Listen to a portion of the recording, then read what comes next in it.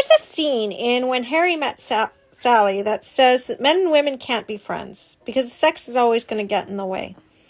And there's also so many people that talk about the friend zone.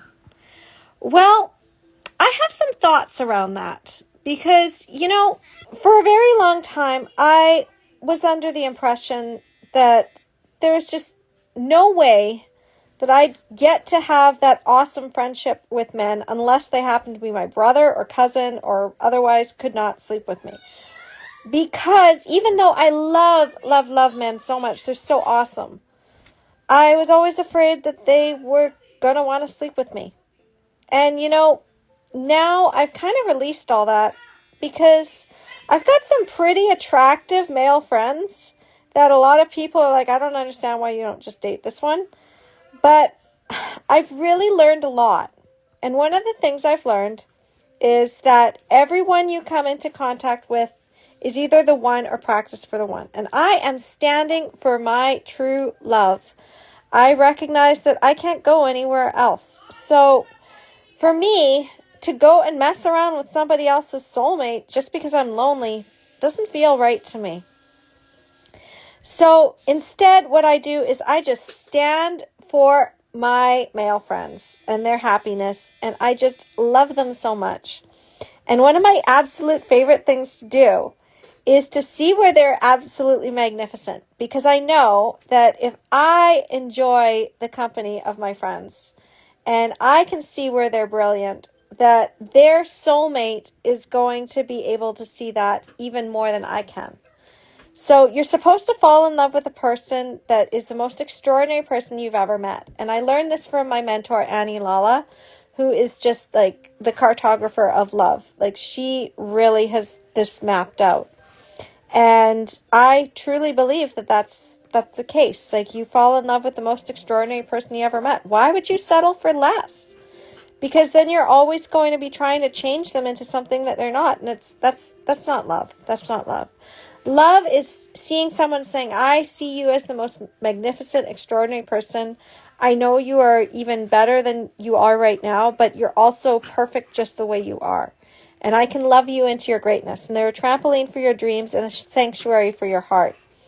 And I want that. I want that so much. I'm not going to settle for less. I did before. I mean, my former partner, he said I was great and awesome, but he didn't see me as the divine person that I truly am. He only saw a hot piece of ass. And I mean, that's the thing, is like, this is why I think men and women need to be friends. Because if we keep everybody apart just because they happen to be the opposite sex as you, and just because they happen to be really hot and everything, and you're just from that place, you're not really getting the full experience of what a heart-centered connection can really be. And you're not going to find your true love. You're not going to be able to stand for them. So what I do is, I'm not dating anyone. I have no intention of dating anyone. I'm calling in my king, and until he comes for me, like that's it. I'm just going to stay here in my happy self, and I am going to focus on my friends. And I recognize that, yeah, I probably could hook up with some of my friends. Like, they're really attractive, good-looking men. And maybe the past me would have thought that this would work. And at the same time, no, because they have their soulmate out there waiting for them. And any time that you're messing with somebody else's soulmate, you're taking them away from that ability to go and have that person come into their life.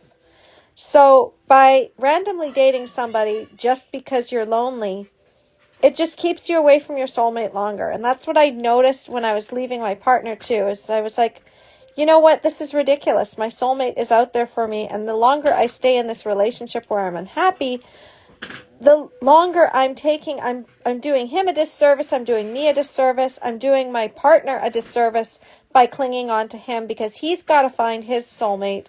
And when we cling on and hang on, all we're doing is delaying our journey. All we're doing is holding up that line. It's like a traffic thing where you've got a destination that you need to go to, but you're in the traffic jam and you keep stopping in that traffic jam. So again, why do men and women need to be friends? Because we need to understand each other's perspectives, and we need to really understand from that heart-centered place. So I'm able to sit there and I can talk to my male friends who sometimes they don't always know how to dress. And I look at them and I'm like, you are so attractive. And you would be 10 times even more attractive if you just wore this outfit. And then you're going to call in your lady and she's going to be like, ooh, I want to rip the buttons off of that shirt. And that's what we want, right? We want the person who's going to be like, oh my gosh, like you're the most amazing person. And I want to climb you like a tree. I want to rip that shirt off of you. And you can't do that if you're playing small. So men, you need to have women in your life who are just friends that you're not going to sleep with. Maybe you think that they're really attractive, but you recognize that they are for somebody else and that you can't mess with them just because you're lonely and your lady is out there. And those beautiful women that you're friends with and just friends with, even though they are gorgeous, they're going to love you and stand for you and be like, you know what, you're an amazing person. You're not for me. Like, I know that, like, I love you and I know that you're not the one and I'm not going to break our friendship apart to do that to you. But at the same time, I want you to find the most extraordinary woman who's going to treat you right. Because as the best friend, I sit there and I tell my guy friends, it's like, look, I want to meet this woman and I want to make sure she's treating you right. Because if she's not it. You deserve better because you're awesome and you deserve the most amazing woman. And this is why the friend zone you need to get over the idea of friend zone being bad. Friend zone is awesome because then it allows you to also see as a woman, you've got all these amazing men. Like, I've got amazing men in my life that they treat me like gold. They tell me I am beautiful. They tell me I'm amazing. They tell me I've got the most loving heart and that my love is not a small thing. So I know that my king sees me like that. And when he's ready for me, he's just going to come sweeping in and he is going to sweep me off my feet. I mean, I know it's all coming and I know exactly where he is. And the thing is that he will come, but you really have to practice, and you don't have to practice inside of a relationship to do it. I have not been practicing in a relationship. I recognized I couldn't. My heart just wasn't going to let me do it. It just wasn't. And I didn't want to hurt somebody else just so that I could practice. That didn't seem right to me. So I wasn't going to hurt these guys or use these guys or get my rocks off with these guys or stroke their egos in a way that wasn't just friendship, because it wouldn't work. It doesn't work. Not when you want a heart-centered relationship. Not when you want the most amazing true love. And yeah, that's why men and women need to be friends. Because then you get to see how you really deserve to be treated. And if the person that you're with right now is not treating you as good or better than your most amazing best friends of the opposite sex, it's not it. It's not it. If I had known that, if I had actually allowed myself to have male best friends back when I was with my former partner, I would have seen right off the bat, it's like, why do you let him treat you like that? You don't deserve that. And I would have seen it's like, you know what, you're right, I don't deserve that. Maybe this isn't actually what I need to be hanging on to anymore. And I would have left a hell of a lot faster.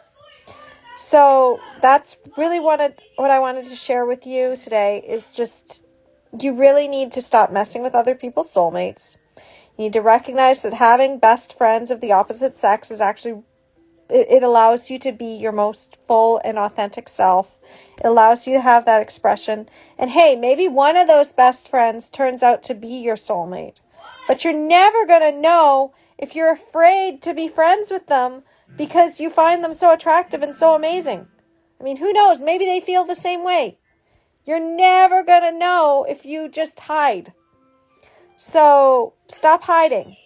Start being friends with other women if you're a guy, or other men if you're a woman, or the same sex if you happen to be gay or lesbian or bisexual, whatever it is, whoever you're attracted to, be friends with as many of those people as you possibly can.